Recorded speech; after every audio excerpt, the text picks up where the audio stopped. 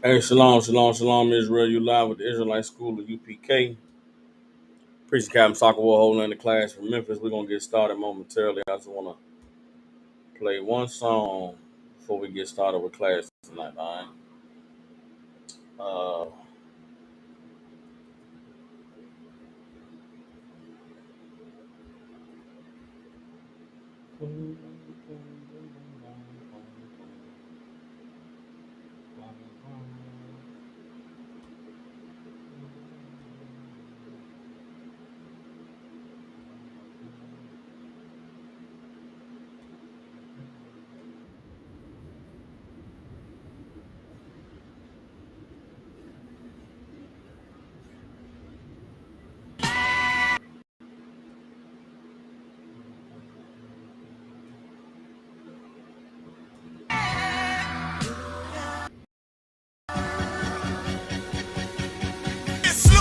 We bout to bombard they whole operation. Certified priest, prophesying this my occupation. This shit outrageous. They done made the truth docile. That's why we on the corner crying aloud, looking hostile. It's UPK style. Can't stop now.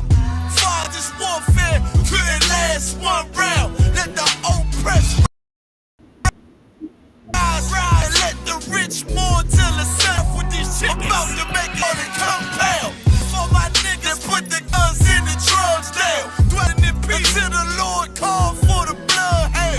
Try to decide my death and got beside yourself. Swore drawn for what you perform. How you gon' hide yourself? Devil's got to die for his lies and his visions. Ain't got no love for them crackers. Nah, just cruel intentions. And in my father's house is spinning mansions. I got plenty bitches. Worthy of vengeance. This your death sentence. I'm talking to you. Slaughter, yeah, slaughter, yeah, slaughter, yeah, slaughter, yeah, slaughter, yeah, slaughter, yeah, slaughter. That they do not rise. Go in and fill the world with lies. Ain't die for your skin. You gon' die for your crime. That's right. I'm talking to you. So warn for your life. Your life. Try to destroy my people. You gotta pay the price, nigga. You gotta hear, let them hear. Till the devils that they end this deal. Slaughter, yeah, slaughter, yeah. Now they shook from vicious words out this handed book. Bound to take these rappers back to school. My flow sand and hook. They crossed the line, ain't no coming back. You became no cowards. The only thing sweet is the honey check. Righteous is the Lord. Give me rest from my sorrow. And hand down death for them devils. There's no tomorrow. Why? Cause they violence leave a man a stiff corpse. You see a flag in a badge, I see horns in a pitchfork. Go ahead. So please believe it, the white man is a demon. And I ain't gon' vote for them to free me. No. They beat us till we the color purple. That's why this knife till they broke like ceiling. You got this nigga on his knees.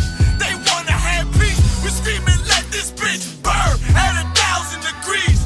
I'm laying in the bosom of revenge. I told her I'd do anything she please as I squeeze on the double D's. Fuck you mean?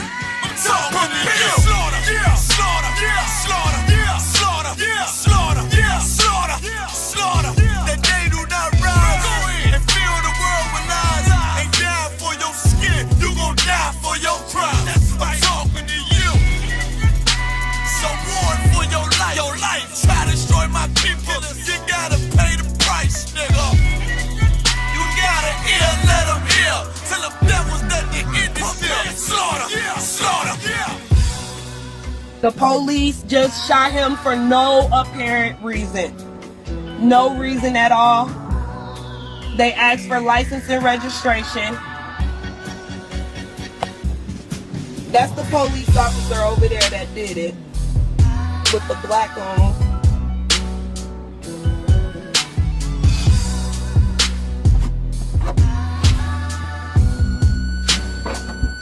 I can't really do shit because they got me handcuffed. I can't believe they just did this. I'm fucking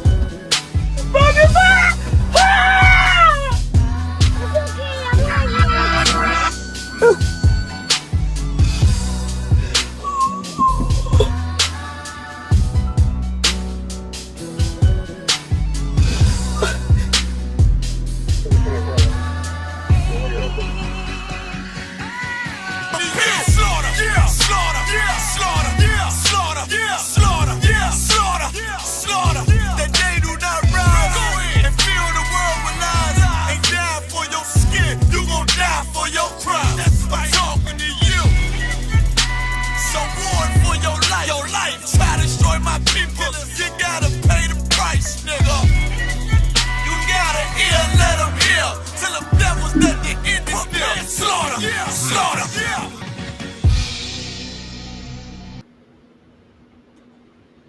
All right. Shalom, Israel. You live with the Israelite School of Universal Practical Knowledge. Priest and Captain Soccer War holding on the class from Memphis, Tennessee. Every Tuesday, Wednesday, and Thursday, we have classes here in Memphis from 6 to 8 p.m. Central Standard Time. All you brothers and sisters out there, if you have family, loved ones, people you care about in the Memphis, Tennessee, and surrounding areas, get them in contact with the ISUPK. This Saturday from 1 to 6 p.m., the address is 3000 Walnut Grove Road. Again, 3000 Walnut Grove Road here in Memphis, Tennessee.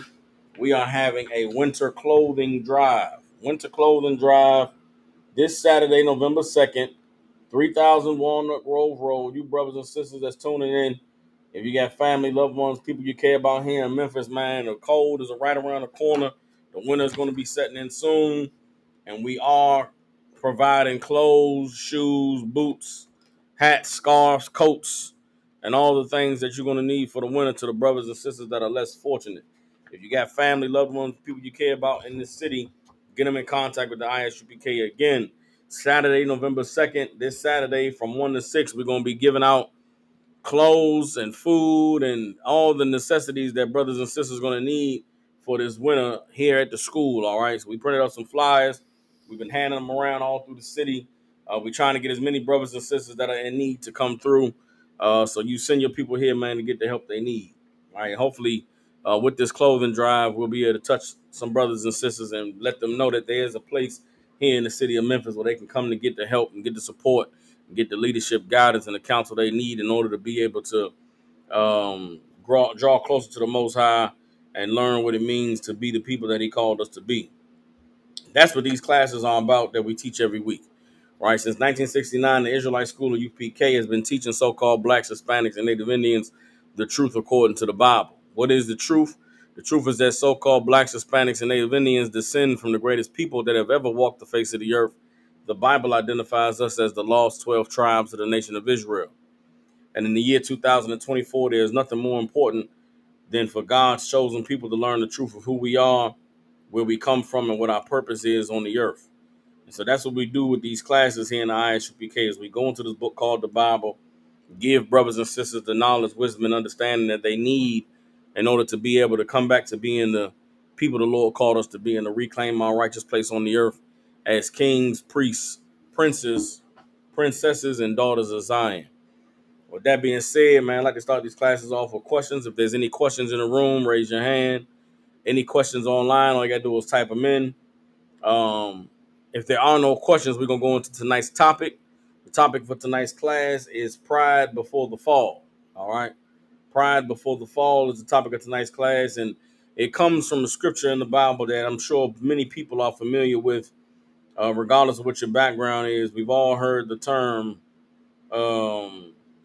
pride goes before destruction, right? Or pride goes before a fall. And that is where the topic of tonight's class is coming from.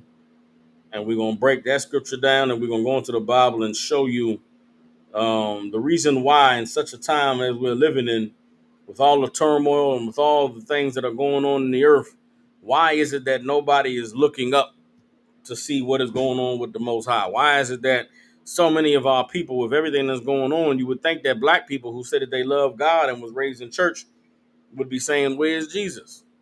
You understand? You would think that people who say that they believe in God and believe in the Bible would be looking for deliverance. But right now in this time, all I see is people talking about voting. I see people talking about trying to get a better job and sending their children to college. When if you look at everything that's going on in the earth in totality, right? Meaning you don't just look at the upcoming election. You don't just look at the failing economy and the gas prices and the grocery prices rising. You don't just look at the jobs closing, certain jobs disappearing from existence because of all these computers and this robotics and AI. You know what I'm saying? You look at the, you know, all the problems in the economy and people not being able to pay their bills and the rise in prices in housing.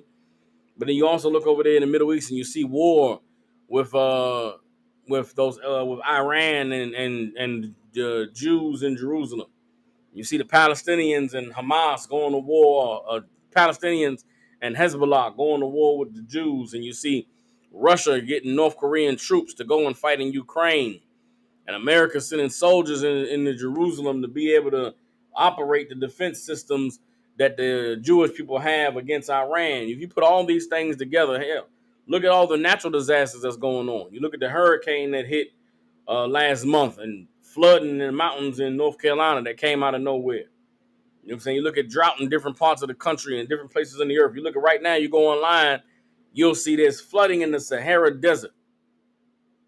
Flood waters in the Sahara Desert, a part of the earth where there hasn't been any rain, where there hasn't been any floods, a part of the earth where there's been nothing but desert and dust and, nothingness. It's raining uncontrollably and there's flooding that they've never seen in thousands of years. And you sit back and you look at everything that's taking place on the earth in its entirety. How could you not see that this is the Lord moving on the earth? How could you not see that the times the Bible speaks about are upon us? And because people aren't aware or don't have their eyes open, they are pushing forward with a lifestyle and with a culture and with an ideology that was given to them by the rulers or the powers that be here in America. And it is pushing forward for a life that's built on not acknowledging God. It's a life that's built on pride. It's a life that's built on, I'm a person, I'm a man, I can do what I want to do, or I can create the world that I want.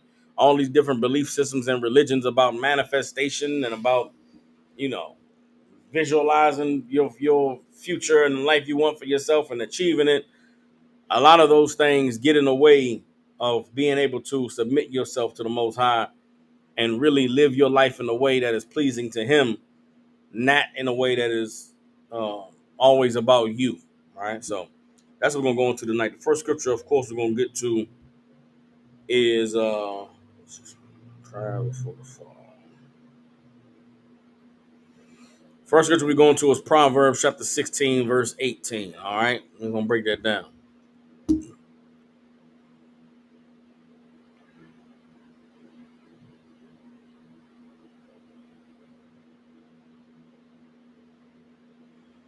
All right.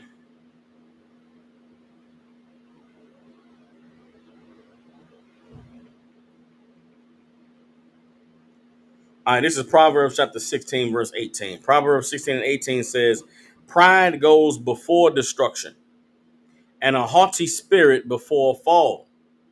Better it is to be of a humble spirit with the lowly than to divide the spoil with the proud. Everybody understands?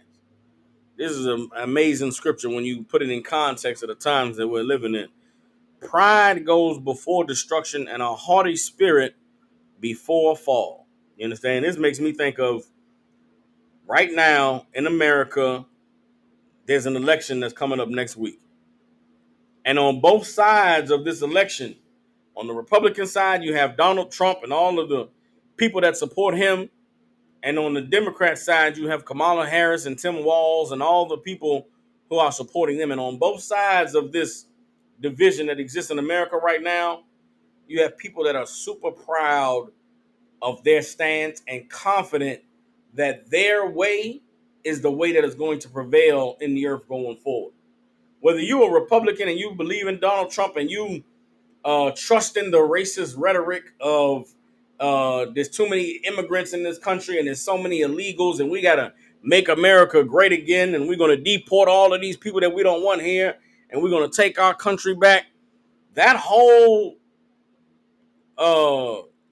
strategy is based on targeting the pride that exists in white people in America. Like it's taking their pride in being white and turning it up 1,000. The only way that you could see yourself voting for Donald Trump is if you wholeheartedly believe that white people are superior, America is a white country, and all these other brown people are ruining our country. And Donald Trump is going to take it back and get rid of these darkies and these brownies and put them in their place. And then what? You're going to rule the earth? America's going to go on forever? America's never going to stop being the superpower on the earth? That pride comes right before destruction. That pride is what fuels a people right before they fall on their face and are destroyed off of the earth. You understand? And on the other side, with Kamala Harris, what is the pride that exists on that side? The pride on the Democratic side is these racist white people are out of their goddamn mind. They're crazy. Donald Trump is stupid. He doesn't know what he's talking about. He's talking about people eating dogs and cats. These racist white people are backwards, and the society they want doesn't exist anymore. Yes, there's a woman of color who's running for office, and she's going to win. No more is the time for the white power structure to be in charge. No, it's a new day in America. Women's empowerment, women's liberation. The women going to be free to do what they want to do with their bodies. If you are a man and you want to cut off your penis and have a vagina, we're going to pay for that. Even if you're in jail. You're a woman and you get pregnant, you don't want to keep that baby, we're going to allow you to rip that baby out of you because it's your right. And you're a woman and nobody can tell you what to do with your body. And they believe that standing on that is going to propel them beyond the racist demagogues that have existed in Western society since the beginning of Western society. The thought process and the mindset of Donald Trump and people that think like him has existed since the days of the Greeks and the Romans. It's not a new thing in the earth. It's not a uniquely American thing. That mindset and thought process is what allowed them to conquer the earth. Well, the people on the side of Kamala Harris believe that the time for that is over with. And they are proud as hell that they're going to be rainbows and gay and LGBTQ and women's empowerment and ripping babies out of their womb. And they're going to topple the white power structure. Destruction comes right after that pride. That pride that they have on that Democratic side to defeat racism. You're going to defeat racism in America, a country that was built on everything that Donald Trump stands for. You're going to beat it with a East Indian woman who's married to a white man? Come on now. And on both sides, the people that are at the top are triggering the people who they call their base, the people who they believe are going to vote for them by targeting their pride.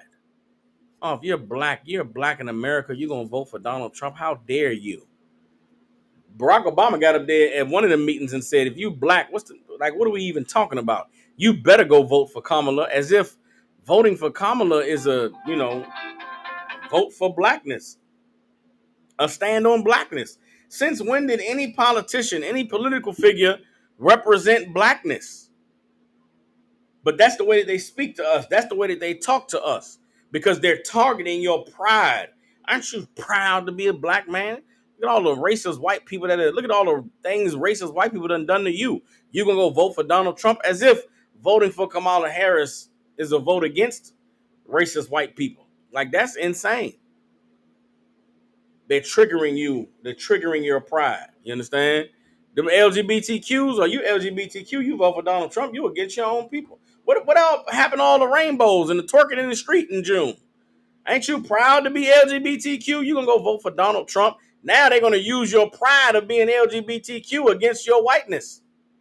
Now you got to pick. What am I more proud of? Am I more proud of being white, or am I more proud of being LGBTQ? On both sides, they believe that their way is right, that their way is going to win, and that when they win, their way is going to take over the earth. Those of us who believe in God and understand the Bible, we understand what comes at the end of all of this. It's Proverbs chapter 16, verse 18 again. Pride goeth before destruction, and a haughty spirit before a fall. Better it is to be of a humble spirit with the lowly than to divide the spoil with the proud. And that is what neither side in this country is capable of. None of these politicians, none of these political leaders, none of these entertainers are capable of having a humble spirit with the lowly. Now, they all up there trying to divide the spoil with the proud. That's what those Puff Daddy parties was about. That's what the Democratic National Convention is about, the Republican National Convention. You understand? Kamala Harris had a rally out there. She had Beyonce come out there. Those shows, Donald Trump went and sat on the Joe Rogan podcast, right? Kamala Harris went and did an interview on some feminist radio show called Daddy Please or Daddy No or Yes Daddy, some wild woman sexual liberation podcast. They'll go and do those shows. They'll go and sit with those people, but they won't come to the ghetto. They won't come to the barrio or the reservation. Why isn't Kamala Harris going down there to the border to all of those detainee centers and speaking with those people? You understand? You hear Donald Trump talk about all of this rhetoric of deportation and these immigrants, not acknowledging that under Barack Obama, more people was deported under his presidency than any other other presidency combined before his time. You'll hear Donald Trump, because he's trying to spark the racism in his base, he'll talk about getting rid of all these illegals, but don't nobody get rid of more Mexicans and Hispanics and Haitians and Latinos and Caribbean brothers and sisters than the Democrats. The Democrats will smile in your face and tell you that they love you and they're for you, while also telling you to murder your babies and telling your women to get their tubes tied and your men to get vasectomies so they can stop you from having children. They don't understand what it's like to have a humble spirit and to divide the spoil with the lowly. Now, they all up there super proud and happy of their lifestyle, believing that they are going to live forever and there's going to be a enlightening time coming when the Lord begins to show everybody that these words that he put in this book called the Bible were true and real. Everybody understands. Let's drop that. Let me get let's see something.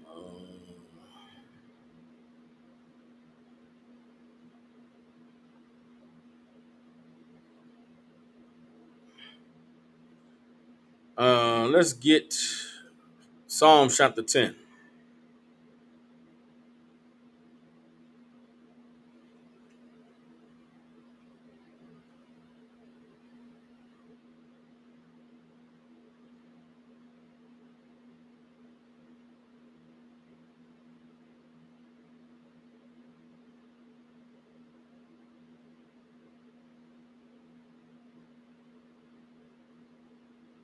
There's so much here, but I don't want to get bogged down in reading all of it. We're going to read Psalm chapter 10, verse 4 down to verse 7, all right? These scriptures are concerning the proud are speaking to your leaders in the earth today. They're speaking to the people who are in positions of power and authority that refuse to acknowledge God, refuse to acknowledge the Most High. And this goes beyond just political figures. This goes beyond just your entertainers. This also goes into your religious leaders. For the life of me, in 2024, I've been far removed from church for so long, right, that I don't really understand the mindset or the psyche of people that go to church. And I constantly ask myself, what are the pastors teaching in the church right now? Like, what is Sunday's sermon about right before the election? With all the things transpiring in the earth right now, all the things that's going on, with all the blatant racism on one side of the Republicans and all the blatant debauchery and sexual freedom and sexual deviancy that is open and accepted on the Democrat side, how do people who claim to serve God and love God stand in the middle? And how do you pick a side? When the pastor goes to preach this Sunday about the election, what is he saying? How does anybody leave church Sunday feeling good? Feeling like, man, pastor gave a good word. It's an amazing thing to me that in 2024, nobody's checking for God. Nobody is saying, hold up, man. This stuff that's happening is taking place. It ain't right. This world is not right. This society is not right. Where are the people that are asking for God? Where are the people that are saying, where's God? I don't see them except for in the ISUPK.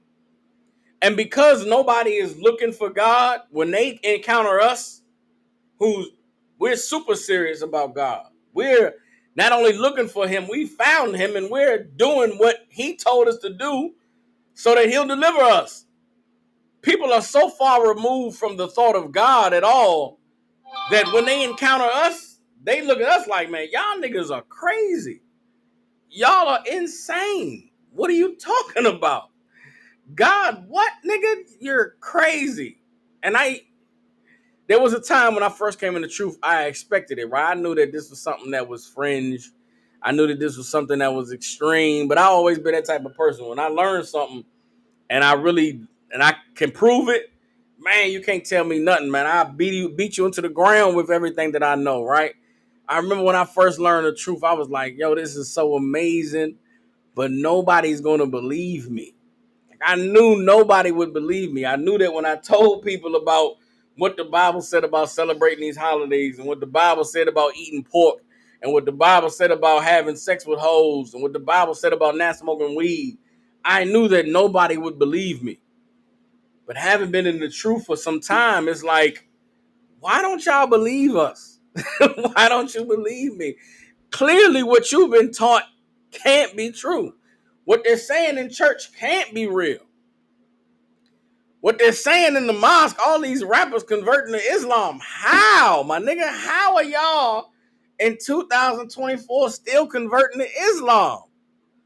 Don't you know the Muslims came out in the 60s and all of them sold dope and drugs and got locked up? Don't you know that all of the 5%ers and all of the Nation of Islam niggas, they all came out of jail. They all was criminals, selling dope and drugs and killing niggas. Like, how did Islam make a resurgence? It's amazing. I don't get it. I don't understand it. And maybe it's not meant for me to understand. But what I do understand is that these words I'm about to read now goes a long way to explaining why the people at the top refuse to acknowledge God. Why we at the bottom don't, it's something that is mind-boggling to me. But this pride we about to read about is not just your oppressor. It's not just one race of people. It's not just people in political positions of authority. It's not just rich people. It's not just entertainers and athletes. It's not just your religious leaders. It's all of them. All right. Psalm chapter 10, verse 4 says, the wicked, through the pride of his countenance, will not seek after God. God is not in all his thoughts. The wicked, through the pride of his countenance. What is the pride of their countenance? Their vision of themselves in their mind, right? The pride of their countenance is not just how they look. It's their pride. They're proud of who they are and what they represent. Puff Daddy was proud to be a black mogul, black billionaire, nigga. Who gonna touch me? Who could see me? And was what I'm doing right? Should I abuse these men and these women? What are you talking about? I do what I want to do, nigga. I'm Puff Daddy. Through the pride of his countenance, God is not at all in his thoughts. Donald Trump, billionaire mogul in real estate. He's Mr. You're fired. He was the president. He told people, come down January 6th. And guess what? They showed up. You think Donald Trump don't understand the power he got? You don't think he look at himself in the mirror and he says, I'm going to get these motherfuckers killed for me. Excuse my language. I am going to win, period. And if I don't win, we're going to burn it all down. That's the pride of his countenance. God is not at all in his thoughts. He doesn't think of the effect his words have on actual people in real life. He doesn't think of how treacherous it is for him to demonize poor Hispanic people who are coming into this country just trying to find a job to work and make a little bit of ends meet for their children, man. He talking about dividing families and stripping them at the border. He talking about deporting 13 million people.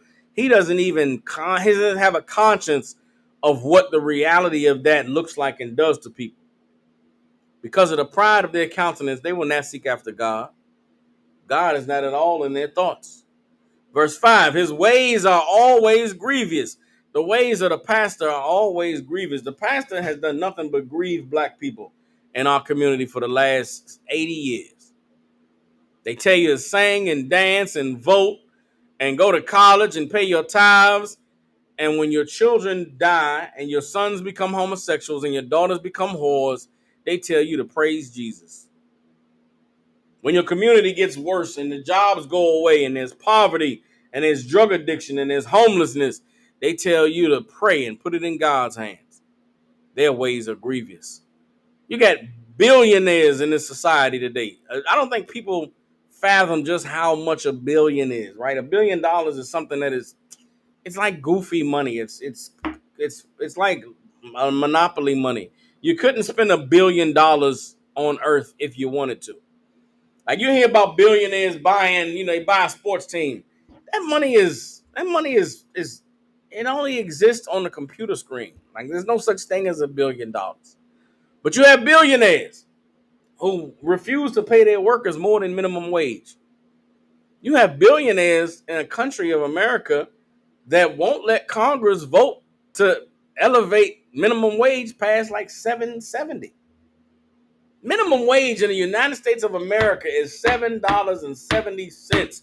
And you got billionaires that will go and lobby and fight the government not to raise it to $10, $15. If you're Jeff Bezos and you own Amazon, why can't your workers make $25 an hour? Like you have billions of dollars, brother. The wicked through the Salaki, his ways are always grievous. You understand? These entertainers, how could you be a black man and act in a movie where you're getting raped or you're being a homosexual? You don't think of the impact that has on young boys and young girls. All of these TV shows and all of these basketball wives and hot girls Atlanta, you on the TV, you don't think about, the impact that your acting is going to have on somebody. You don't think about someone watching this at home and thinking this is real life and wanting to emulate that. No. Their ways are always grievous. Everybody understands? Thy judgments are far above out of his sight. God's judgments is above out of their sight. They don't even comprehend that God is going to deal with them one day. They don't even think that there's consequences and repercussions for the way that they are behaving and conducting themselves, because God is not at all in their thoughts. As for his enemies, he puffeth at them. You understand? As for their enemies, they puff at them. What you gonna do? You gonna stop us? That's the mentality of the Republicans and the Democrats. Donald Trump had a rally the other day. A comedian came up there and was like, "Yeah, Puerto Rico is he said, yeah." He said something horrible about Puerto Rico, bro. He was like, "There's a dirt pile in the middle of the Caribbean or something. We call it Puerto Rico." He said some horrible joke. Wasn't even funny. And they did a joke, and they like these people are showing you what you're gonna do. We'll say whatever we want to say. We'll say we hate Mexicans. Donald Trump said, "I'm gonna deport 13 million of these illegals, these criminals, and these murderers," and there's no consequences. There's no repercussions. And we are beginning to see the true nature of our oppressor. And it's because of their pride, they have to put it in your face. Because of their pride, they have to put you in your spot. Make sure you understand that you're at the bottom and they're at the top, and there's nothing you can do about it. You understand?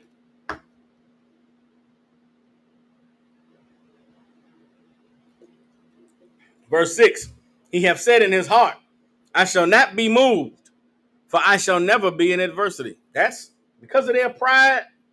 That's what's in their mind. Who cares about these poor and suffering? I'll never be poor and suffering. Who cares about these people at the bottom? I'll never be at the bottom. Who cares about the people we're going to deport? I'll never be deported. That's their mindset. That's their pride. And they're not realizing that the Lord is right around the corner, man. The time that the Bible speaks of before the end is the time that we're living in now. All the things that we're witnessing and that we're seeing going on in the earth, it's the Bible coming to fruition. For anybody that thought the Bible was a fairy tale book or just a good luck charm or something, you go to church and hear the pastor read one scripture and you feel good or feel better about your situation, you are in for a rude awakening. That is not what the Bible is. The Bible is a historical and cultural record of a people and their dealings with God, and how God dealt with them so closely and loved them so much that he showed them the future and told them that in the future, in the end, This is what's going to happen before I come and revisit the earth. So you better be prepared. You better be ready when I come. Because when I come, if I find you not doing what you're supposed to do, you're going to get jammed up. And lo and behold, we in that time, and we're taking heed to this message. We're waking up to the warning. We're waking up to our history, and we're preparing ourselves. And as we're preparing ourselves, we are seeing who's not preparing. And the people that are not preparing are the people who are about to go vote on Tuesday. People who are not preparing are the people who are ready to go to war if Donald Trump loses. The people who are not prepared are the people that are ready to go to war if Kamala Harris doesn't win. I'm going to be at my slavery next Tuesday. I'm going to be at my slavery next Tuesday during this election, and I'm going to be in the break room watching the results come in to see who won the presidency. And I'm anxious to see what is the mood of the people that I work with at this slavery. Because I work at a plantation-style slavery where there's a ton of people from all over these different parts of the Mid-South. And I'm anxious to see, because we sit in this room. It's a big room with a lot of TVs. Sometimes the football game be on, we be in there cheering. Sometimes the basketball game be on, we in there cheering. But a few weeks ago, we was in there and that debate was on with with Tim Walz and the cat that's running for Republican vice president. And I sat in there and I looked through. I wasn't watching the debate. I'm looking in the room. And I'm looking at the people in the room, and you could tell who's voting for who. You could tell who's pulling for who to say the right thing. And brother, if depending on how this election turned, I'll be surprised if we make it through the night at work. I will be greatly surprised if we make it through the night at work. And if you're not prepared, you're gonna get swept up in it. You're gonna get caught up in it, and you're gonna miss the Lord. You understand? Psalms chapter 10, verse 7. His mouth is full of cursing and deceit and fraud. Under his tongue is mischief and vanity. Everybody understands? His mouth is full of cursing and deceit and fraud. Under his tongue is mischief and vanity. This is talking about the wicked. This is talking about your pastors. This is talking about your imams, your spiritual leaders. This is talking about, your relationship therapists. This is talking about your comedians, your actors, your basketball players, your politicians, your Donald Trump, your Kamala Harris, all of those people in positions of authority. They are the wicked. And everything that they say and do is to deceive the people who are under their spell, under their purview, meaning people they have authority over, influence over. And in this day and time, man, if you're allowing anybody, anything to be an influence over you that is not of the Most High, I feel sorry for you. You're in a bad spot. You're in a bad place. You understand? Salute the officer, Barack Haman in the chat. Salakia, Barack, you've been commenting. Now, let me go ahead and get back to some of these comments. I think you asked a question. He says, Salakia, I have a brother at the slavery who is gun-ho for Donald Trump and always wants to talk about the election. How do I wave him off without offending my supervisor? Okay. Well, okay. You can, okay, this is what I used to do, right? And what I do today with these conversations surrounding politics and voting and things like that. I never give answers to people. I just ask questions, right? So if somebody that's gun-ho about Donald Trump that's saying, yeah, man, Donald Trump going to win the election. He going to change America, make it great again. I would just ask, well, what is Donald Trump going to do that's going to make America great? And just listen to him regurgitate the bullshit that Donald Trump been saying. Oh, man, he going to secure the border, man. He going to get, Okay, so Donald Trump secures the border. What's going to happen to the cost of food? Because right now, food is so cheap because you got all these illegals coming in here. They work in them fields, brother, getting paid 50 cents an hour. What happens when Donald Trump gets rid of all those workers? Who going to work those fields for that price? Then he make him answer. He going to say, well, nah, man, get those jobs to some good Americans and blah, blah, blah. And you say, okay, so when the tomatoes go from being 10 cents a tomato to $2, you going to be okay with that? You going to be cool with all them people that got deported? I just ask questions. They come to me, oh, man, Kamala Harris, man, she Indian, man. She this and that and this. and I just listen to what they saying. Okay. So when Kamala Harris get elected, what's she gonna do for black people? Or, if Kamala Harris get elected, what you afraid of? Oh man, she gonna do this, she gonna do that. But then you do know Joe Biden been doing that for the last 4 years. Or you worry about Donald Trump deporting the Mexicans. Don't you know that Joe Biden and Kamala Harris done deported more Mexicans than Trump did? I watched the interview Kamala Harris did the other day. She straight up said there's less illegals in the country today than there were when Donald Trump was president. How could she say that? What does that statement even mean? That statement means Donald Trump was letting more people over the border than we had. If that's true, what is Donald Trump even talking about? He's just saying what he has to say to trigger the pride in racist white people. Like, it's a game that's being played on a level that the people that's being played don't even understand. And it's they don't understand it because they're proud. You understand? They're leaning to their own understanding. They think that they know what's going on, not realizing they're being played. And that's been people on the earth since the beginning of time. The masses of people are largely ignorant and unaware of what's going on, and the people that are at the top with the power and the authority and the influence, they're the ones that are responsible, which is why the Bible speaks to them. The Bible speaks to the powerful. The Bible speaks to those who are in charge. The Bible speaks to the people who are at the top. Why? Because they bear the responsibility of the suffering of the people at the bottom. And in this society, this culture, the people at the top, they prey on the people at the bottom. You're just meat in the grinder. And it doesn't matter what your race is. It doesn't matter what your class is. You think they care about that? They don't care, really.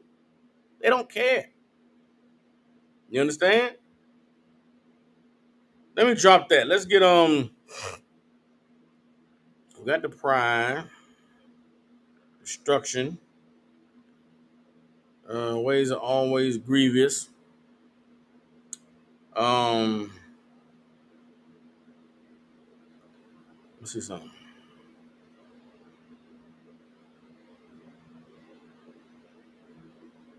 Let's get Isaiah, verse 47.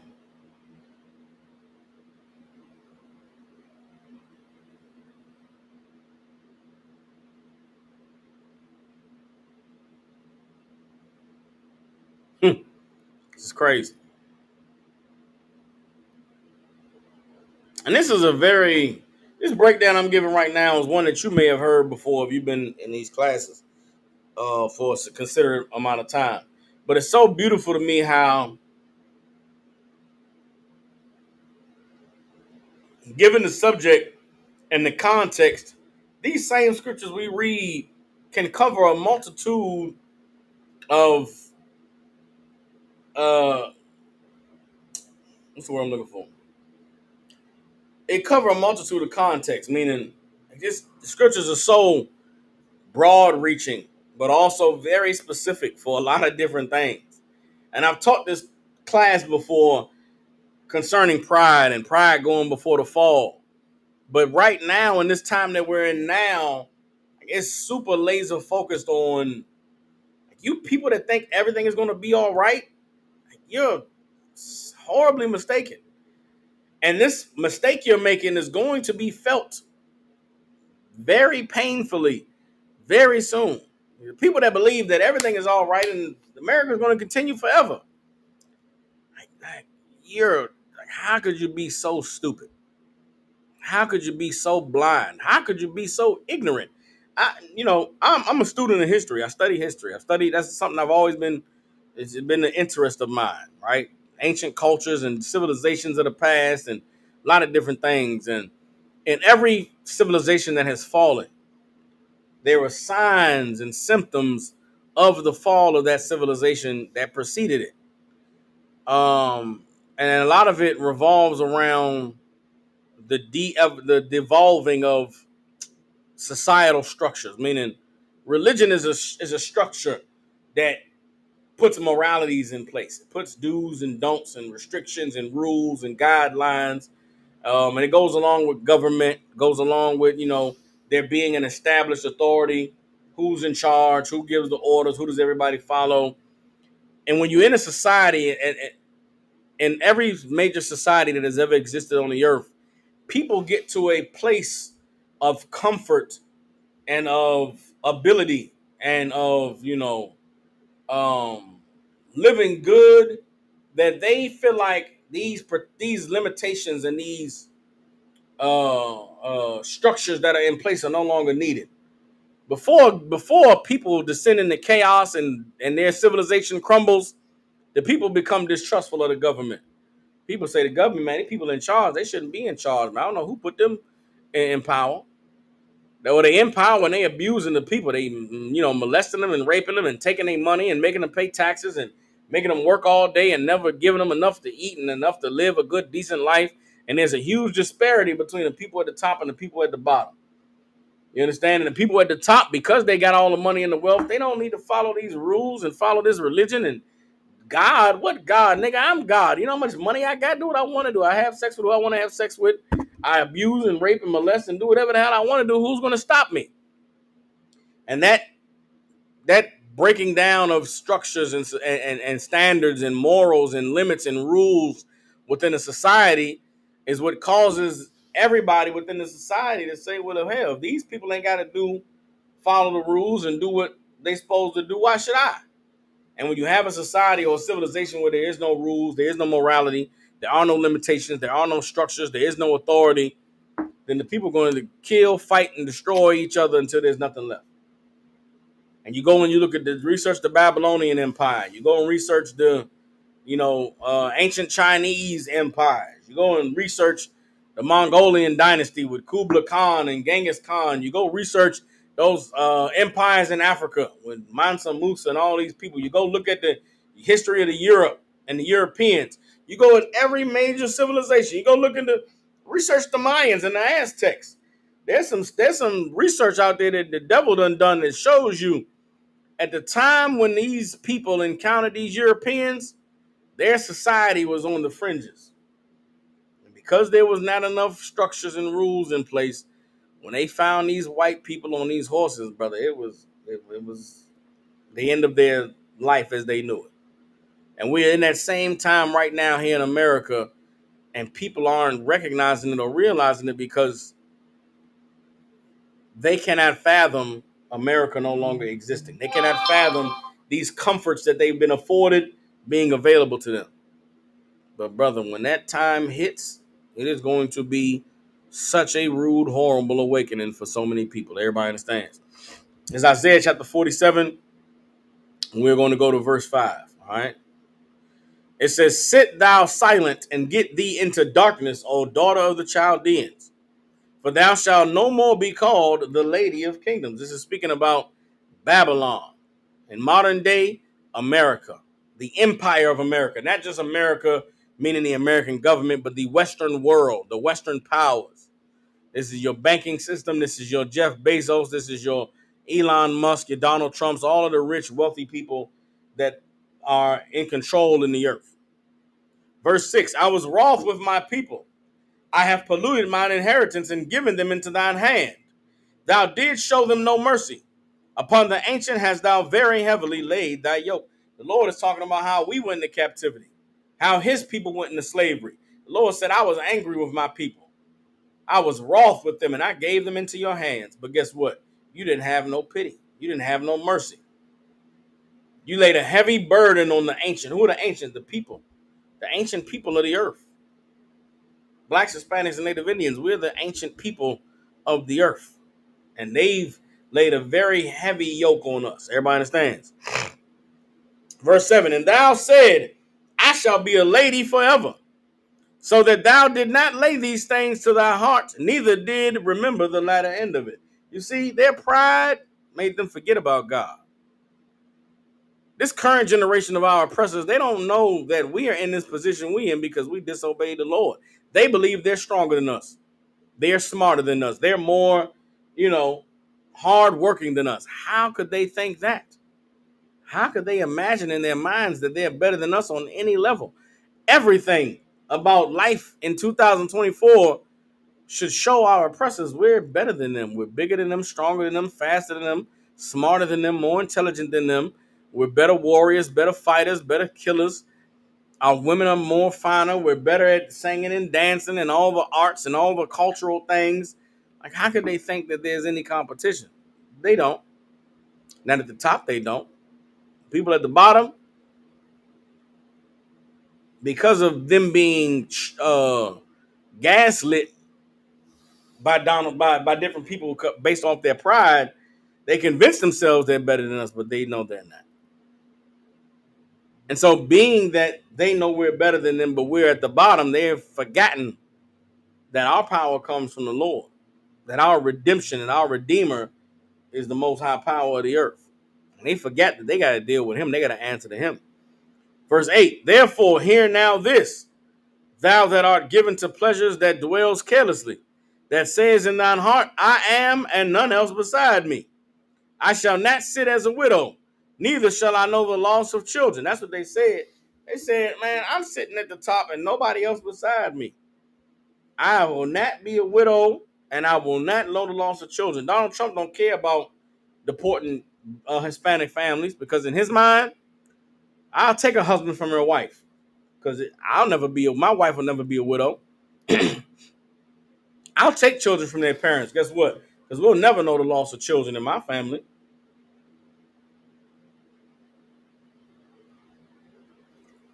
These things that they do to other people, they never fathom that it could ever come back to them. Let's keep reading. Verse 9. But these two things shall come to thee in a moment, in one day, the loss of children and widowhood. They shall come upon thee in their perfection for the multitude of thy sorceries and for the great abundance of thine enchantments. Everybody understands. The Lord said in one day, you're going to know the great loss of children. And you're going to know the great loss of husbands. What does that mean? War, destruction. Great death is coming to your oppressor. They are going to know what it means to be a widow, and they are going to know what it means to lose children, because all of their mighty strong men of war are going to fight, and they are going to die, and the women are going to be sad and crying over their children and their dead husbands. That's what the Bible is saying. You understand? Why? Because of the multitude of their sorceries and the great abundance of their enchantments. What's an enchantment? The television is an enchantment, right? Programming. We call it programming today. The Bible calls it an enchantment. All right. We call it, messaging that you receive through music and social media. The Bible calls it sorcery. You understand? The sorceries and enchantments are all of these thoughts and all of these ways of living that have been made acceptable and made okay and been promoted. That's witchcraft. It's sorcery. You understand? It's an enchantment. Literally, sometimes I don't think people consider technology today, right? The time we're living in. Right now, you all are sitting at home and you're watching class, right? I'm sitting in a room. There's chairs in here. There's a camera here. There's a microphone. And I'm sitting here and I'm looking at this camera and I'm talking into this microphone. But anywhere in the planet Earth, somebody could open up their vision box and type in a code, and they can be connected to my camera, my computer, my microphone, transmitting my image and my voice simultaneously. As these words are coming out, you're being able to see it wherever you are. That's an enchantment. That's a sorcery. Like, technology is, it's what the Bible, it's what someone living thousands of years ago would call wizardry, right? It's wizardry. And today, the society we live in, there's a lot of people who believe that they think what they think and they feel what they feel because that's who they are. Not realizing that the majority of what you think and the majority of what you feel is what you've been taught to think. It's what you've been taught to feel. All of us are born into this earth not knowing anything. I got a 5-month-old daughter at home, and she doesn't know anything. Every day she's learning. Every day I watch her learn and process information. Small things, little things, right? And I know for a fact she doesn't know how to feel. She doesn't know what to think. She doesn't have a clue about any of this stuff. But one day she will feel, and what she will feel is going to be based off of what I teach her. How I teach her to feel. How I teach her to think. How I teach her to receive information. And how she processes the things that she sees on the TV or hears on the radio or hears in adult conversations. So many of us were raised not by our parents talking to us like adults and treating us like we're little people, but by the TV and the radio, who knows for a fact one day you're going to be an adult grown person. And this is how we want you to think. This is how we want you to feel. This is what we want you to be sensitive towards. This is what we want you to be passionate about. So many people, that's their lives. They're puppets on a string. And who is the puppet master? The one who decides what enchantment and what sorcery is poured into your home.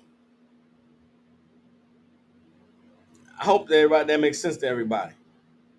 Like it's not the technology that's evil; it's the way it's used, the programming that is placed into it. The Lord said, because of that, He's going to destroy this place. Again, what is the enchantment and the sorcery they're doing now?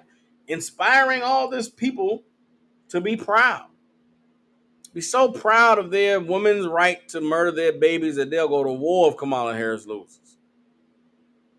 So proud of their freedom and their democracy and their country that's white to continue to be that way that they'll go to war if Donald Trump don't get elected.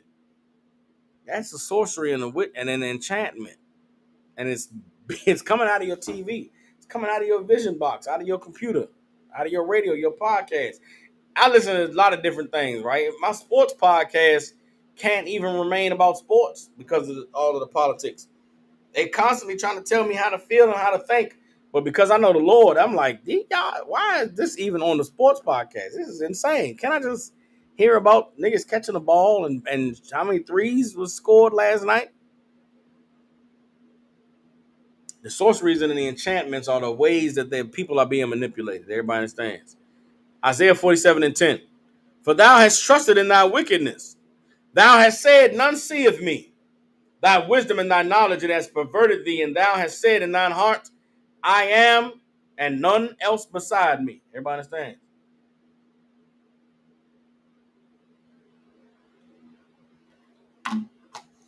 This is the proud. These are the people that believe that they will always be in power, that they will never be taken down out of their seat of authority. And the Lord is saying, I see you and I understand, but there's pain that's coming. There's hurt that's coming. There's bloodshed that is coming. And because of your pride, you refuse to acknowledge it. And that pride is what goes before the fall. Everybody understands. Isaiah 47:11. Therefore shall evil come upon thee. Thou shalt not know from where it riseth. And mischief shall fall upon thee, and thou shalt not be able to put it off. And desolation shall come upon thee suddenly, which thou shalt not know. Like we could be 5 days away from all-out anarchy in the streets of America. It could be 4 or 5 days away from 911 doesn't work. The government is no longer in control. There's militias and gangs and street, whatever, I don't know. Yeah, the bottom could fall out Tuesday. Everybody is, thinking it's sweet. It could get very ugly very fast. The Lord said, when the evil comes and when it rises, you're not gonna know where it came from. It's gonna come suddenly, and you're gonna be lost. Everybody understands. Verse 12. Stand now with thine enchantments, and with the multitude of thy sorceries, wherein thou hast labored from thy youth. If so be thou shalt be able to profit, if so be thou mayest prevail. Thou art, verse 13, thou art wearied in the multitude of thy counsels. Let now the astrologers, the stargazers, the monthly prognosticators stand up and save thee from these things that shall come upon thee. Where do you go today to hear these people? Where do you go today to hear the multitude of counsels? Where are the astrologers and the stargazers and the monthly prognosticators? They on the internet. They're online. Do people even read a horoscope in the newspaper no more? No, it's not in the newspaper no more. The horoscope is online. You know how many times I'm on social media and I bump into a woman that this is a little symbol, right? It's two symbols that I see a lot. And now I see this on a woman's profile, whether it be on social media or dating apps. I ain't been on no dating apps in who knows how long, but on social media, right? If you see one of these two symbols, it's how you know a woman is got schizophrenia or hears voices, right? There's a symbol that's a hand. It's a hand with an eyeball in the middle. A bunch of different designs and patterns in the hand. A woman that woman is schizophrenic.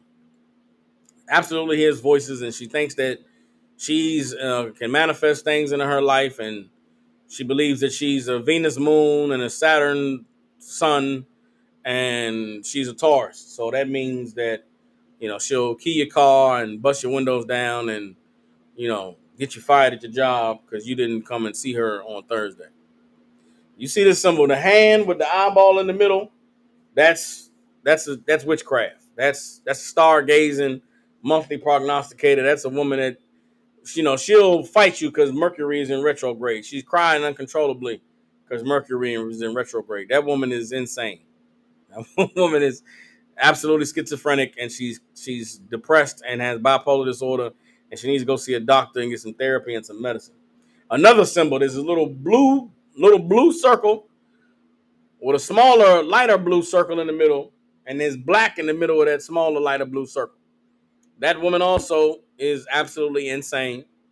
She also is absolutely has schizophrenia and suffers with depression and bipolar disorder. And those beliefs is, of the sun and the moon and the stars and the Taurus and Venus and Mercury. It's a way for demons to dominate someone in a controlled fashion. Like without that belief, without them tarot cards, and without the zodiac, those women would absolutely go insane. But because of they use that belief system to make sense of their chaos. The chaos in their mind is made sensible because, oh yeah, I'm a Venus moon and I'm a Saturn sun and Mercury's in retrograde. So now, it's not their fault that they're crazy and they're uncontrollable and they go off the handle and they, get high and cry and cut themselves and have sex with men and never consider that he just wants to have sex with me. They don't, none of that. They can't take accountability for anything. Mercury's in retrograde. What you wanted to do? She was, she had to have some sex with somebody, brother. That's sorcery. You understand? What my whole point of that was these women learn these things on the internet. That's the whole point. I'm sorry. The whole point of the chick with the hand and the eyeball in the middle, and the chick with the blue circle with the lighter blue circle in the middle with the black in the middle, those beliefs are born from the internet. Not to say it didn't exist before the internet, because that hand with the eyeball been around for a long time. The little blue circle with the light blue in the middle with the black, that's new, right? I don't know where that came from. But I do know that it's the internet. These women are learning it from the internet. You know how many tarot card reading broads there are on TikTok? How many palm readers there are on TikTok? I remember back in the day when I grew up in D.C., there was a strip where you would go and get your fortune told, right? Come to find, well, another thing about that whole fortune telling, tarot card reading thing, a lot of those women were selling vagina. I don't know if y'all know that or not. Back in the big cities, I'm in Memphis. I don't know if Memphis is a big city, but back in the big cities, those tarot card places and the lady in the room with the crystal ball that tell you your future, they were selling vagina down there. The men wasn't going to get their palm read. The men weren't going to get her to look into the crystal ball. Men were going in there to turn tricks. Women were going to get their palm read. Women were going to get told their fortune and their future. That they was paying money for that part. The men was going in there to clap them gypsy cheeks. Excuse my language. And that's today. That's what all of that. These mystic women. That's what it's all about. It's about sex. Go look at the history of some of these nations of people. This is not speaking personally, but my wife the other day was bringing up to me about this show. It shows these gypsy people, right, in gypsy culture, and she was saying, yeah, a lot of these gypsy ways is kind of like the Israelites. They marry their daughters off, they have arranged marriages, and once a woman has sex with a man, they got to be together forever. And there's a whole show about these gypsy Romanian people getting married. And I didn't say it to my rib the other day, but I wanted to say to her, well, the gypsy women have been, historically known for their sexual prowess, right? The Kardashians are gypsies. And them Kardashian women are one family in a long history of families of gypsy women that when they get attached to a man, they suck dry the life out of that man. They call it a succubus. Gypsy women in like the Middle Ages and the in the Dark Ages and in medieval Europe, they were hated. The gypsies were hated because of how they stayed close-knit in their family units, but also because their women were famous for seducing men, having sex with them, getting married, and then the man dying or losing all of his wealth, and then the gypsy woman gets all of it and takes it back to her people and break it down. And they've been famous on the earth for that, so much so that in Europe, they were ostracized. Don't you deal with no damn gypsy. They'll take everything you got, use you up and spit you out, chew you up and spit you out. And that's the Kardashians today. Go look at any man that's ever laid down with a Kardashian chick, all the way back to their mother. Rob Kardashian was a famous attorney in Los Angeles. Married their mother, Kyle, whatever their mother's name is, Kylie, Kayla, whatever their mother's name is. She married Rob Kardashian. Oh, he died magically at the peak of health. And then what'd she do? She took all the money that Rob Kardashian had and she married Olympic swimmer dude, Mr. Wheaties Box, from the 1970s. Kyle Jenner. Kyle Jenner was like white man fitness, white man athlete guy of the 70s. She married him and 30 years later, he's got a dress on, having sex with men. Guess what? She kept all that money. She kept him close. Her daughter, how did Kim Kardashian get famous? Having sex with Ray J. Ray J blew her back out. That's how she got famous. Then after Ray J, who was it? Reggie Bush. Then after Reggie Bush, it was Kanye West. It was Chris forget the basketball player. Their whole family, all them Kardashian chicks, famous for what? Having sex with men, draining them of everything they got, and then moving on. That's the I said all that to say, if the Kardashians lived in another time or in another place, they would be tarot card readers. They would be, the lady with the crystal ball in some dark room in the basement somewhere. And if you were a man going to see her, you're coming to get laid. You're coming to have sex. You're not coming for her to tell you the future. All right? If y'all didn't know. Isaiah 47:13 is telling the oppressor, telling the proud, telling the powers that be, oh no, don't be afraid now. Don't call out for God now. Stand with all your sorceries. Stand with all your religions. Stand with all your beliefs. If it's Mercury in retrograde that causes you to behave the way you do, no problem.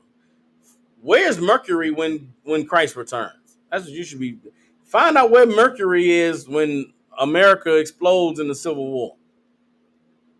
You understand? What is what retrograde is Saturn in when the bombs drop in the Middle East? Oh, no, don't abandon it now. Don't abandon all of your horoscopes now. What is the horoscope saying about World War III? If you're a Scorpio, you're gonna get burnt up in the nuclear blast. What does the horoscope tell you about Scorpio? There's death and pain in your future. Sagittarius, you will be broke because the job you work, the company is gonna go out of business. Leo, you will be drafted into the military and have to go fight for your oppressor. Like, what is the stand with that? Don't flee from it now. Don't look for God now. Stand with all the things that have allowed you to progress and move forward in life and in the world. I'm really interested to see where all those people going to go. Like, as things bust wide open, what are the tarot card readers going to be saying? Food shortages in the grocery stores, prices too high. What are those people who supposed to be in charge? I mean, supposed to be, making you feel better about life. What are they going to be saying? What are they going to be doing? Isaiah 47:14. Behold, they shall they shall be as stubble. The fire shall burn them. They shall not deliver themselves from the power of the flame. There shall not be a coal to warm it, nor a fire to sit before it. Thus shall they be unto thee with whom thou hast labored, even thy merchants from thy youth.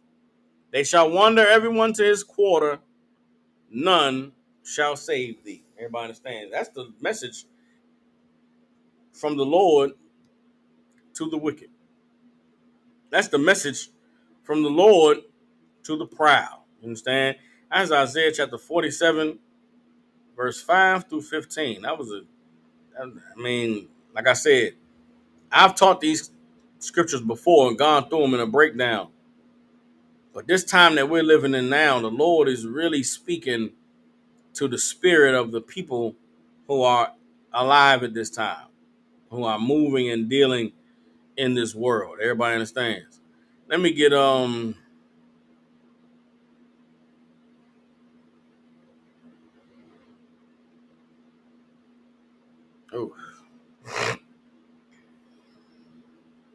let's get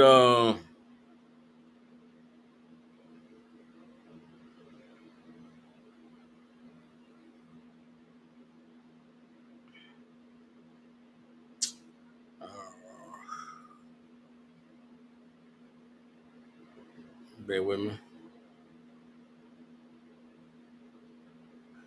Let's get Matthew chapter. Oh, hold up.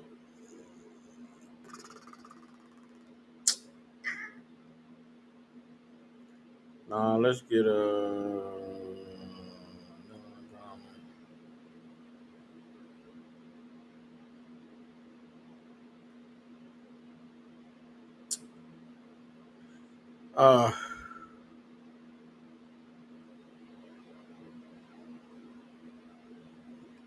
man. I don't want to break down this whole thing. Let's get Matthew 22.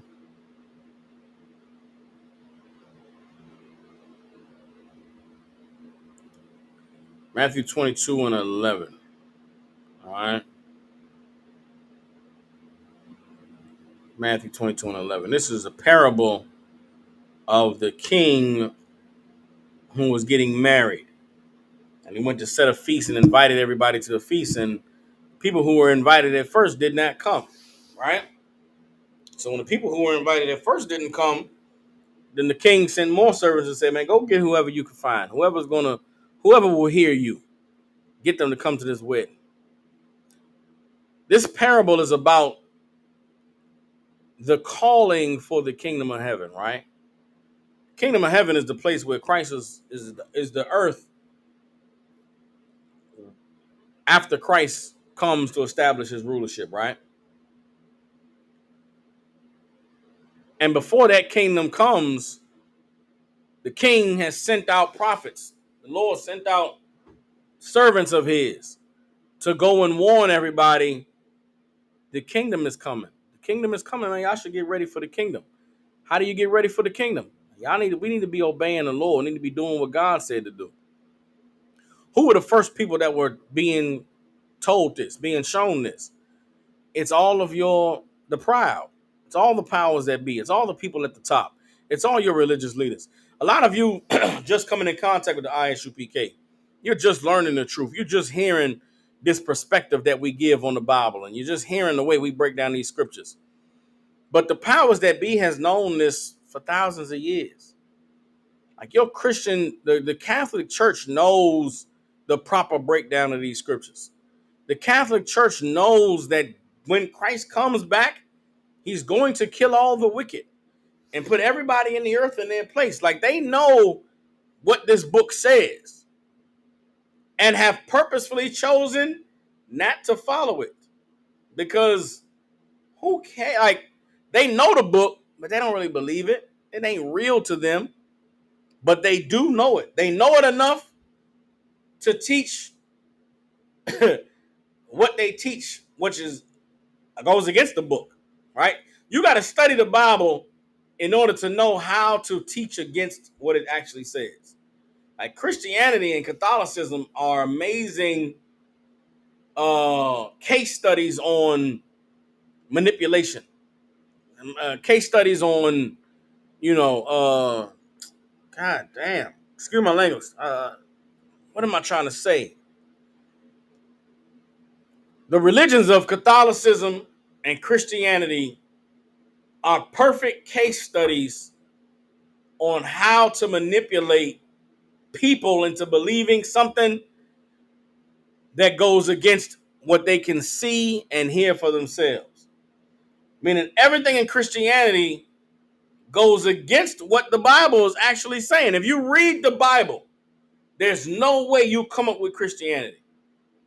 If you read the Bible, there's no way you come up with Catholicism. If you read the Bible, there's no way that you end up Muslim or in Islam. Those religions all exist because someone read this book and said, I know people aren't going to read it. So I'm going to teach something that the book does not say to prove that nobody actually reads. Like all these religions exist against what is actually written in the book. And for thousands of years on the earth, the powers that be in religion, in Christianity, in Islam, in Catholicism, have been teaching against the book while holding the book in their hand. Your pastor gets up in church every Sunday and preaches against God's word while opening up the Bible and saying, church, go to Psalms 5 and 20. He tells you go to Psalms 5 and 20 and reads that and then blasphemes against the word. He tells you everything that goes against the word. That's witchcraft. That's sorcery. That's enchantment. That's, brainwashing. That's casting spells. That's what they've done. But they were called first. God had provided this book and gave the opportunity to those powers that be to do what was right, to do what he said to do. They read the book, understood it, and said, yeah, we're going to tell them that, even today, if you have a Christian pastor, I don't give a damn who he is, where he's from. If he went to seminary school, went to some kind of Bible college, he sat in theology class. He sat in Bible classes. He sat in Christianity, religious theory classes. And they read this book, and there's parts of this book that they have no idea what the hell it's talking about. But they told him how to teach it. We know that you're not going to get it. But when people ask you, this is what you tell them. And you know what your pastor did? Okay, went along with the program. There are scriptures in this Bible that your pastor knows he cannot teach. He cannot break down. But he'll still stand before you as a man of God and take your tithes. He'll stand before you as a man of God and teach that prosperity doctrine. He'll stand before you as a man of God and say that the Lord is with you. Go and be blessed. but he will not do what God said to do. In this parable in Matthew 22, they are the people who were first called to the wedding, but they would not come. The Lord said, I'm looking for men, I'm looking for servants. Who's going to obey me and prepare for this wedding? Your pastors, your religious leaders, the politicians, the powers that be in this society. They said, God, what? To hell with God. We're going to use that word and we're going to take advantage of these people. We're going to abuse these people. We're going to get rich off the ignorance of these people. So then the Lord said, damn, well, I gave them a shot. They didn't want to come to the wedding. No problem. Go and find whoever. And that is the time we're living in now. The ISU Buchanan Commander General Yohana since 1969 has been going out on the streets and calling for whoever will hear the word of the Lord to come serve him and prepare for the wedding, prepare for the kingdom, brothers and sisters. It is coming. It is close at hand. And people that have come in have dedicated themselves to obeying the Lord, dedicated themselves to learning these scriptures, dedicated themselves to understanding how to read this book and how to process the words that are said and how to apply them to our lives. And we've been hunkering down and standing strong and standing tall and obeying the Lord and building up our faith and developing an understanding of the way that the Lord moves and works in the world. And it's completely different than what we ever believed when we were in religion. Completely different than what we ever could have conceptualized when we were in the world. You come in the truth and you see some things and experience some things that really you can't even describe, but you know it's God. You know the Lord is real. And you can read about it in the Bible. You could show somebody in the Bible where it says what you went through, but you can't really just explain it.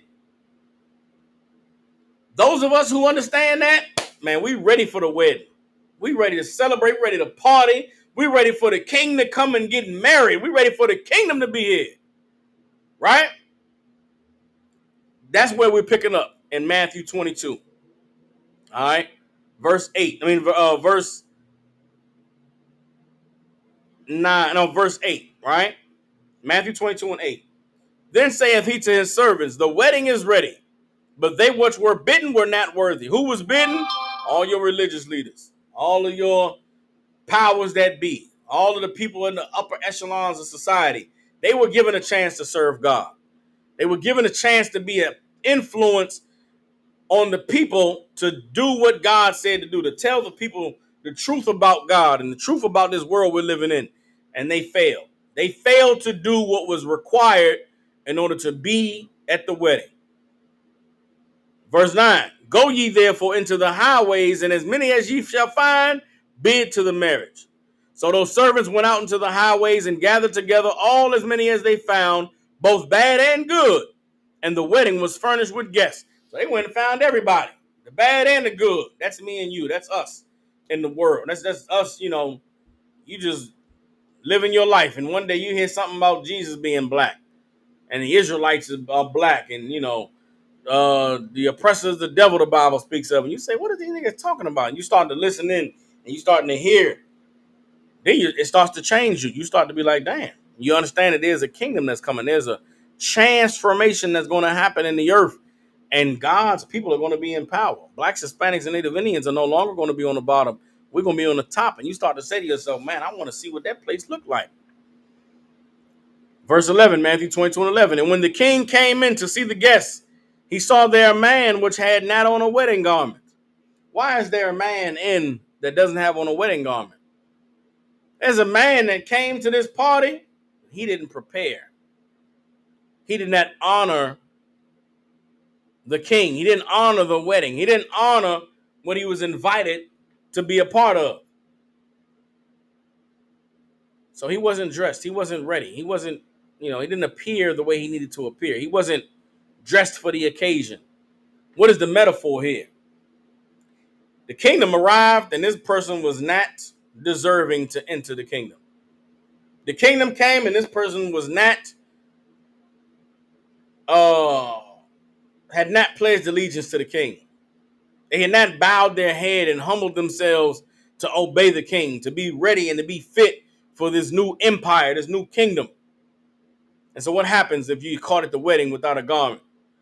Verse 12, and he saith unto him, friend, how camest thou in hither Not having a wedding garment. How'd you come in here, man, and you ain't dressed for the occasion? How'd you come in here and you hadn't served the king? How did you come in here and you didn't respect what was required for you to be here? Verse 13, then said the king to the servants, bind him hand and foot and take him away and cast him into outer darkness. There shall be weeping and gnashing of teeth. For many are called, but few are chosen. What does that mean?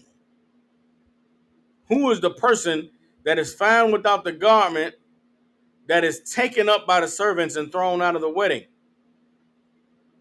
It's the person that is found when the kingdom comes, not serving the king, not having prepared for the wedding, not having put on that garment and cleaned themselves up and made sure that they were presentable for the occasion. There's a time that we're living in right now where with all this chaos and turmoil and all of the threats of war and all the natural disasters and the election and all these things, God wants to see who is going to prepare to receive me, who is preparing for the wedding, who is putting on their, who is recognizing the times and saying, I will not be proud and believe that America will last forever. I will not be proud and believe that things are always going to be the way they are. I am going to get serious right now about serving God because I see he's coming. I see the Most High is moving on the earth. The time that the Bible lays out before the end is the time we're living in now. The only way that you don't see that is if you're proud. The only way you don't see that is if you don't really believe God is real. You think that, life is just, manifestations and horoscopes and playing DraftKings. God damn. Excuse my language. I'm sucked into the DraftKings. You can win a basketball bet game. And now I don't feel bad because I ain't lost none of my own money. But it's a spiritual thing to where you really be believing that this $5 is going to turn into 5,000 because Kawhi Leonard is hurt to start the season and Paul George is not playing. Surely the Clippers are going to lose to the Nuggets and the Philadelphia 76ers are going to lose to the Milwaukee Bucks. And so I'm going to bet this 200 to win me 4,000 because it's guaranteed. And then the Clippers beat the Nuggets, and the Bucks lose to the 76ers with no Embiid and no Paul George. And you're just sitting there looking at your phone, and you're just saying to yourself, you are effing stupid. Why would you just spend this 200 on that? You really thought you were going to come up? No. But you were proud. You thought you knew basketball. You thought you knew this is a locked bet. How foolish are you? You take $5 on a 6-team parlay in the NFL, and you see that the Baltimore Ravens are playing the Cleveland Browns. Deshaun Watson just tore his Achilles. There's no way that Cleveland with Jameis Winston at quarterback is going to beat Lamar Jackson and Derrick Henry for the Ravens. They running on everybody. The Ravens are beating everybody. They 5-1. They finna blow out Cleveland. So you betting Baltimore -2. It's a lock. It's a guaranteed win. And then you watch the games on Sunday and Baltimore loses. And then you're looking at your DraftKings app and your money that you was counting that 5,000. You spent that 5,000 already. That $5 that turned into 5,000, you had already bought you a winter garment for work. You already bought you some boots. You went and started planning out your Passover garment. You're gonna pay off all your Passover fees. And then it doesn't ever win, because why would it? Is that how it works? But in your pride, you thought I'm a hit DraftKings and never have to work again. You're just immature, and you're foolish, and you're prideful, and you should let it go. Now, of course, The DraftKings thing is in jest, right? I'm being funny with that. But it also is a form of pride. It's like, yeah, I know something more than anybody else. Let me bet this money. You don't know nothing, brother. You're not going to win it. And if you do win it, yeah, throw me some bread. But it ain't going to happen because it just doesn't happen. But there are people who are playing DraftKings with their soul and their spirit because they're trusting in America. They're trusting in Donald Trump and Kamala Harris. They're trusting in this Western society. They're trusting that nuclear bombs would never fall on America. They're trusting that my son or daughter would never get drafted to go fight in the military. They're trusting that surely slavery and racism, people getting hung from trees, couldn't come back in 2024, right? Yeah, you should wake up. You should wake up and realize that this world that you're living in is the world that God warned us about in the Bible. And that world that God warned us about, it's going to be destroyed. It has to fall. It has to be a violent fall. It has to be a painful fall. People are going to starve to death. There's going to be illnesses and sicknesses that can't be cured. There's going to be evil people in high places trying to do unimaginably evil things. And only protection you're going to have is being dressed for the wedding. Only protection you got is to be ready for the king, is to be serving the king. And that is the time that we are living in now. The Lord has called us, man, to be the people he called us to be. Obey him. Humble yourself. Fight all of your weaknesses. Fight all of your addictions. Fight all the things that are telling you to do what goes against God, and learn how to be who the Lord called you to be. In the Israelite School of Universal Practical Knowledge, that is what we specialize in. That is what we teach. That is what we were established for. And that is what we do lovingly and caringly for our people every day, all day. And with that, clap it up. The Israelite School of Universal Practical Knowledge out of 1 West 125th Street in Harlem, New York. Since 1969, we have been teaching so-called blacks, Hispanics, and Native Indians the truth according to the Bible. What is the truth? Truth is that so-called blacks, Hispanics, and Native Indians descend from the greatest people that have ever walked the face of the earth. The Bible identifies us as the lost 12 tribes of the nation of Israel. And in the year 2024, there is nothing more important than for God's chosen people to learn the truth of who we are, where we come from, and what our purpose is on the earth. For everybody that's tuning in this Saturday, November 2nd, here in Memphis at the school, 3000 Walnut Grove Road. 3000 Walnut Grove Road. We are having a winter clothing drive. Winter clothing drive here in Memphis, Tennessee. For all you brothers and sisters, you got family, loved ones, people you care about, get them in contact with us here at the ISUPK. We're going to have a ton of clothes, jackets, hats, boots, shoes, pants, jeans to give away. Send your folks up here to get what they need. We're going to have food out there. We're going to have drinks. We're going to feed the community. Really show the people that there's a place here in Memphis, Tennessee where you can come and get the love and the respect and the leadership and the guidance that you all need. Lord, allow the Most High to be with us, and it'll be a wonderful success. If you got family, loved ones, again, people you care about, get them in contact with us here. And with that, shalom, Israel.